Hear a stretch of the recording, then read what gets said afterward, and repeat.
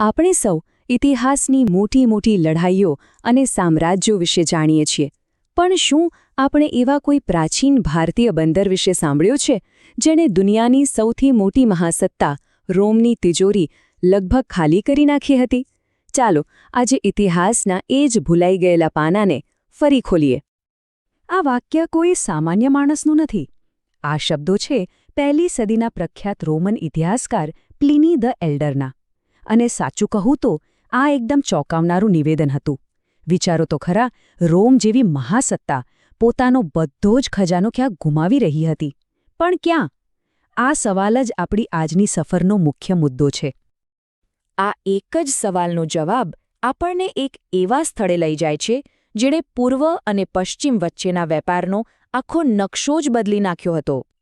તો એ રહસ્યમય જગ્યા હતી કઈ? ચાલો પડદો ઉઠાવીએ એ સુપ્રસિદ્ધ બંદર પરથી. અને જવાબ છે બેરીગાઝા. આ નામ ગ્રીક અને રોમન લોકોએ આપ્યું હતું. કોને?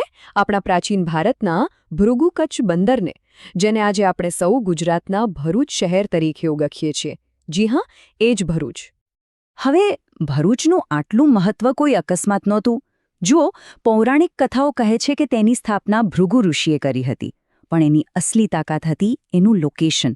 નર્મદા નદીના મુખ પર વસેલું આ શહેર જમીન અને દરિયાઈ માર્ગોનું એકદમ પરફેક્ટ મિલનસ્થાન હતું. તો ચાલો હવે એ સમજીએ કે આ બંદર પ્રાચીન દુનિયાના વેપારનું એન્જિન બન્યું કઈ રીતે. એવી તો શું ખાસિયત હતી એની? આ કોઈ નાની સૂની વાત નથી હો.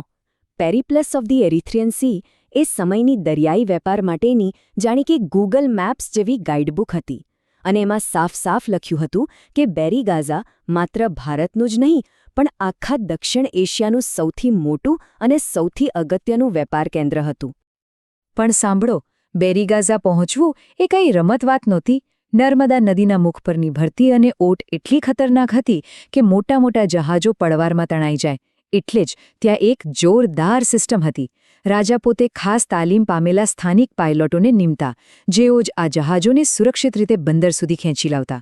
એ જમાના માટે આ એકદમ એડવાન્સ વ્યવસ્થા હતી.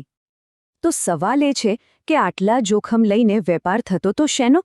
ભારતથી જતી હતી દુનિયાભરની લક્ઝરી વસ્તુઓ, શ્રેષ્ઠ સુતરાઉ કાપડ એટલે કે મલમલ, રેશમ, કાળા મરી અને ખંભાતનો પ્રખ્યાત અકીક. અને બદલામાં રોમ શું આપતું હતું? વાઇન, તાંબુ, કાચ, પણ સૌથી વધુ સોના અને ચાંદીના સિક્કા. હવે તમને લિંક સમજાય? પેલો પ્લિની શા માટે આટલો ચિંતિત હતો?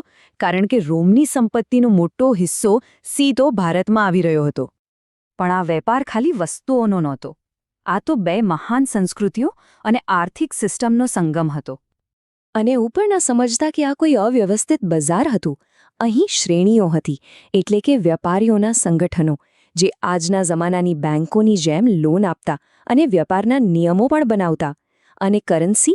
રોમના સોના ચાંદીના સિક્કા, દિનારી, અહીં ઓફિશિયલી ચાલતા, જાણે એ સમયનો ગ્લોબલ ડોલર. ખરેખર એકદમ વિકસિત અર્થવ્યવસ્થા હતી.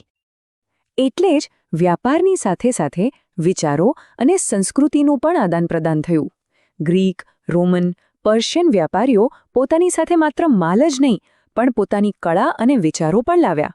અને એની અસર ભરૂચના સ્થાપત્ય અને એ સમયના સિક્કાઓ પર આજે પણ જોવા મળે છે. પણ કહેવાય છે ને કે દરેક સુવર્ણ યુગનો એક દિવસ અંત આવે છે. તો પછી બેરીગાઝાનું શું થયું? ચાલો હવે એના પતન અને એના અમર વારસાની કહાની જાણીએ. આ બંદરની આખી લાઈફ સાયકલ જુઓ.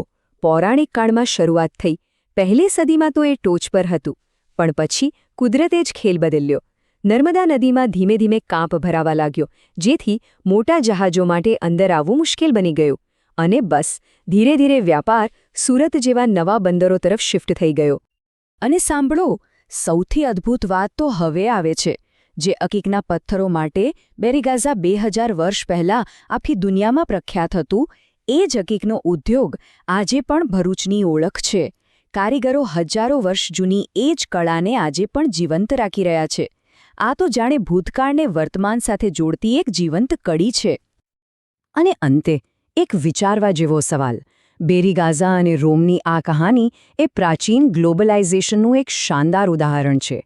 તો શું ઇતિહાસની આ ભૂલાઈ ગયેલી ગાથામાંથી આજના ગ્લોબલ વ્યાપાર અને અર્થતંત્ર માટે આપણે કોઈ બોધપાઠ લઈ શકીએ છીએ? જરા વિચારજો.